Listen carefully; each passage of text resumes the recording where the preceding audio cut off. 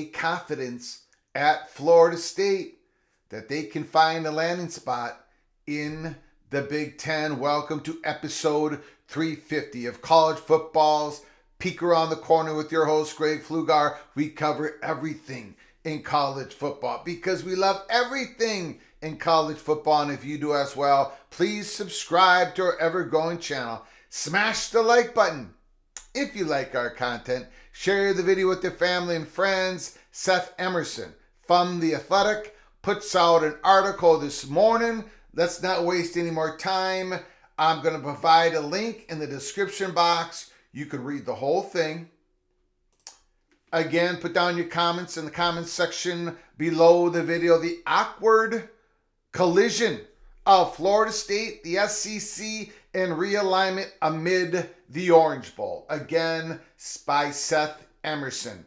Miami of Florida. The two Orange Bowl coaches wrapped up the traditional presser and photo op and then made two very different exits.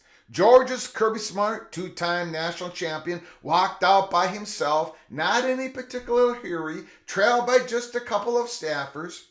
Then in a swirl came the entourage with Florida State's Mike Norvell, encircled by police officers and staffers. They made their way through the lobby in a way that made onlookers wonder what dignitary was in their midst. Florida State, aching to be a powerhouse again, is acting like one, putting itself at the epicenter of big-time college athletics. It's suing its own conference, an act that could alter the course of the sport. And its team and officials have spent the weeks here in the presence of a team from one of the conferences it could be joining or might not be. In some quarters, Florida State fleeing to the open arms of the SEC seems inevitability, a cultural and geographic fit. But amid people in the industry who talk on background, it's a much less likely proposition. Georgia President Moorhead said in August, amid the latest rounds of realignment, he thought the SEC was fine with 16 teams. Moorhead reflected the sentiment of the league at large, and there's no indication yet that's changed. SEC Commissioner Greg Sankey may make an appearance here this week, but it will be to support his current team, not to court Florida State. In part because doing so would invite legal trouble. In part because Sankey and his school presidents just aren't feeling it. This isn't Texas and Oklahoma making it known quietly early in 2021 that they were unhappy with the Big 12 and open for suitors. The SEC also wasn't looking to expand, but not only were the Longhorns and the Sooners compelling additions, but Sankey and his presidents knew that if they turned them down, then the Big Ten or even the ACC Pac-12 would pounce. That made two very good reasons for the SEC to take them. Florida State and Clemson, or Miami, were they to tag along, would not be that. Their brands are good, but wouldn't expand the SEC's footprint. Yes, the SEC was already in Texas, but it's a huge state, having the Longhorns and Aggies lock it down for the SEC. More importantly, it's the timing. In the case of both super conferences, Florida State is eyeing. The Big Ten is about to be 18 schools and has its big-time lucrative television contract. The SEC is at 16 schools, is also about to start its new TV deal, and has been dealing with the headache of football scheduling, a subject intertwined with its TV deal. Neither league is too eager right now to add two more teams unless they're the most compelling ones out there. Notre Dame? Yes. North Carolina? Sure. Florida State, Clemson, or Miami? But there's also the way Florida State has gone about this. From a public standpoint, it's actually refreshing. Conference realignment, a decision that affects so many, is almost always a cloak and dagger affair. Cloak and dagger affair? Where have I heard that before? Decided by a handful of people without the affected people, athletes, fans, coaches having a say. Florida State's administration is doing this in full view almost every step of the way. Great content for those of us in the media world. But for the power brokers in other conferences, it's off-putting. It's off-putting what Florida State's doing. It reeks of arrogance, and it worries people about how FSU would react once it gets in their league.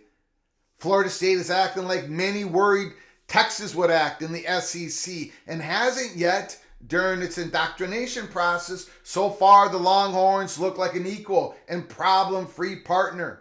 If you're Sankey and the others in the SEC would have valued the community with this league over the decades, you wonder how long that can last. The more Eagles you bring into the room, which isn't to say the SEC won't at some point act, but would only come if its hand is forced.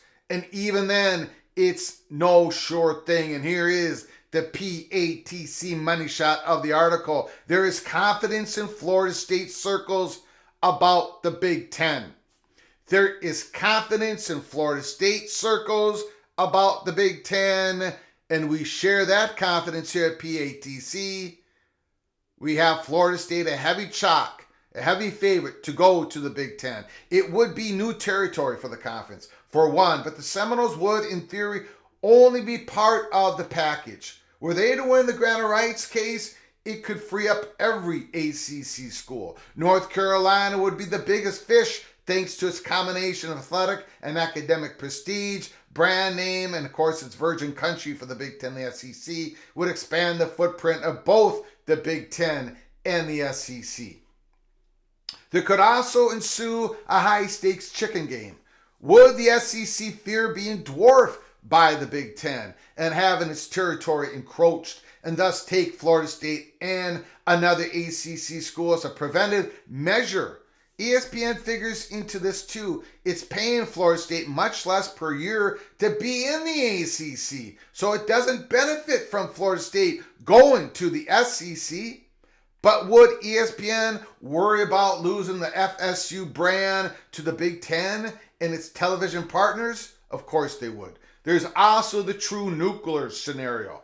An ACC breakup sparks the long discussed breakaway of the big schools into one big super league. Goodbye SEC, Big Ten, ACC, etc. Hello College Football League, a conglomerate of 30 or so teams, which everyone else left to their own devices. Realignment has shown us that tradition, regionalism, and common sense take a back seat to the market forces and to the courts, and Florida State may be forced in the market, though the process could take years. Amid all this, of course, is a game to be played. Florida State, depleted by opt-outs, could make a statement by beating the Georgia team that will still have most of its starters, including the quarterbacks. It could move the needle for the school, not that the Seminole players are in the loop. Not much, defensive lineman Braden Fisk answered when asked how much he's paid attention to it. It's out of our control. Let the people handle it that have to handle it. And finally in the article, those people may be here this week, wearing their suits and quarter zips, plotting moves. Realignment will be a continuous subject as long as Florida State and the ACC are in court. Those in the SEC, meanwhile, are watching it with wary eyes. Nobody's sure what will happen. Many worried about the future of realignment, but nobody wanting to fall behind. Again, Seth Emerson from The Athletic. Put down your comments in the comment section below the video. I'm going to give you my opinion on this article. First of all, they use the term cloak and dagger. It's always involved with realignment. Where did they get that? Where did they get that? Anyways, more seriously. A little bit of this type of pearl clutching going on in this article. Talking about how Florida State, how they've been off-putting. Maybe this will make it so the SEC and the Big Ten are not that interested in Florida State because how they're handling this hogwash. That's not affecting anything. They know everybody in the industry knows why Florida State is doing this, because 13 years of the same thing, they're going to die of 1,000 paper cuts. People understand it. Florida State, they put it out in public because they wanted to push the ACC for more unequal revenue sharing. They accomplished some of what they wanted, but not all that they wanted. Florida State is doing what they have to do for Florida State's interest. And the risk of doing nothing is greater than the risk of doing something.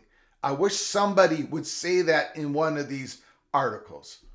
Florida State, yes, they have a growing confidence about the Big Ten, and they should. From everything we are hearing at Peek Around the Corner, they should have that confidence. They know their value. They have the confidence that the Big Ten, yes, would tap Florida State on the shoulder to have official talks between the two once Florida State frees themselves from the grant of rights. Yes, I think Florida State has a very good reason to feel confident in all this. But we at Peek Around the Corner, I'm sorry. We're not going to shut the door completely down on the possibility of Florida State ending up in the SEC. I understand it. Relationships are very important. We get it here at Peek Around the Corner more than anybody else. Relationships are very important, and it's icy between Florida State and ESPN, even Florida State and the SEC. But you know what? The SEC is going to get motivated.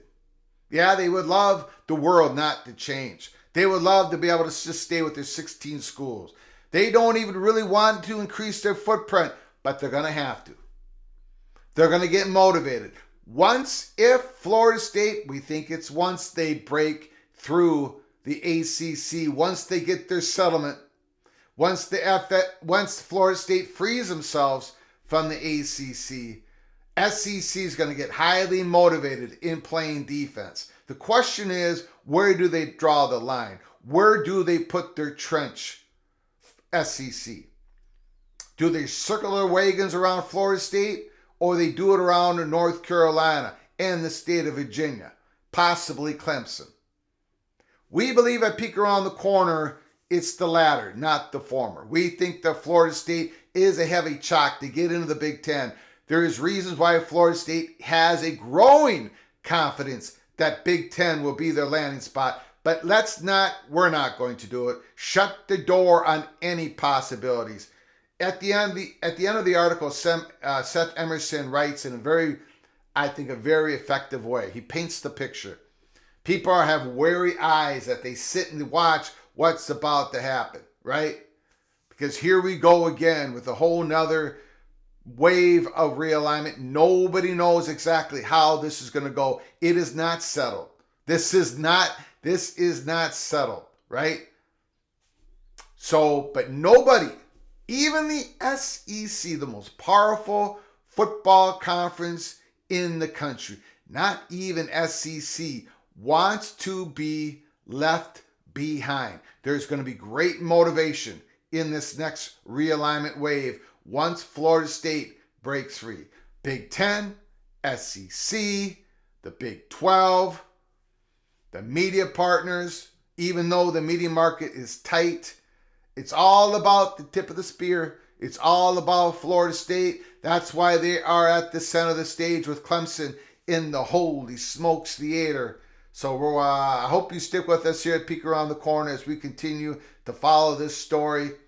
Growing confidence in the inner circle of the Florida State Seminoles when it comes to the Big Ten. As we say here in Minnesota, you betcha. Until the next time, from all of us at PATC to all of you, please, you all take great care of each other. Thank you so very much.